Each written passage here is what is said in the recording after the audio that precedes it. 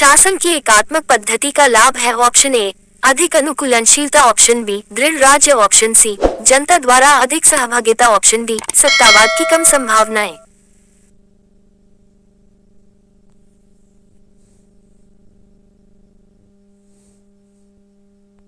Correct answer व्याख्या। शासन की एकात्मक पद्धति में केंद्र सर्वोपरि होता है जो कि राज्य राष्ट्र को सुदृढ़ता प्रदान करता है।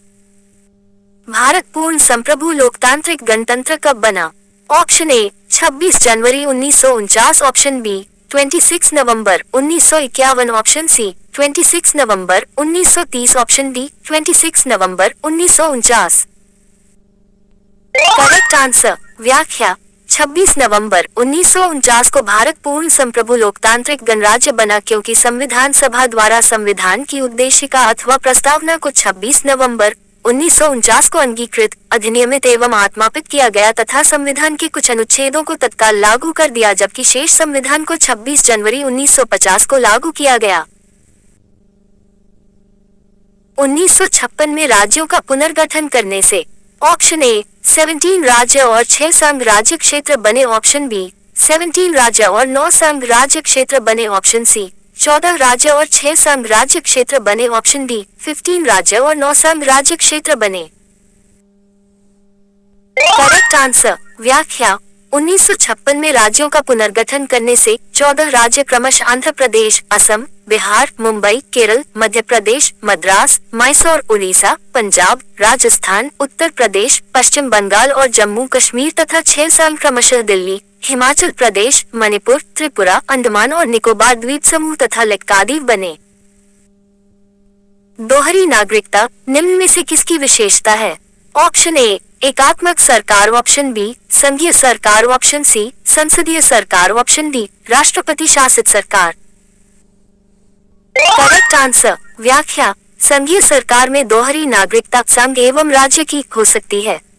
अमेरिका की संघीय सरकार में दोहरी नागरिकता की व्यवस्था है। स्थानीय सरकारें आधार है, ऑप्शन ए अभिजात तंत्र का, ऑप्शन बी धर्मनिरपेक्षवाद का, ऑप्शन सी लोकतंत्र का, ऑप्शन डी आरक्षण का। करेक्ट आंसर व्याख्या। स्थानीय सरकारों का आधार लोकतंत्र होता है क्योंकि लोकतंत्र को जीवंत बनाने के लिए लोगों की सहभागिता आवश्यक होती है। पंडित जवाहरलाल नेहरू ने कहा था कि गांव के लोगों को अधिकार सौंपने चाहिए, उनको काम करने दो चाहे वे हजारों गलतियां करें, इससे डरने की आवश्यकता नहीं है। उच्चतम न्यायालय द्वारा कितने प्रकार की रिटें जारी की जा सकती हैं? Option A 2, option B 3, option C 5, option D 6।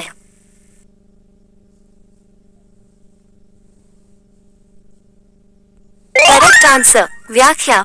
मूल अधिकारों के उल्लंघन की स्थिति में उच्चतम न्यायालय एवं उच्च न्यायालयों को 5 प्रकार की रिटें जारी करने की शक्ति है। वे है 1 बंदी प्रत्यक्षीकरण, 2 परमादेश, 3 प्रतिषेध, 4 अधिकार प्रच्छा, 5 उत्प्रेषण। अभियुक्त को नमूना हस्ताक्षर करने के लिए बाध्य करना क्या माना जाता है? ऑप्शन ए नैसर्गिक न्याय के सिद्धांत का उल्लंघन, ऑप्शन बी वैयक्तिक स्वतंत्र के अधिकार का उल्लंघन, ऑप्शन सी विधि के नियम का उल्लंघन, ऑप्शन डी विधि के समान संरक्षण के अधिकार का उल्लंघन।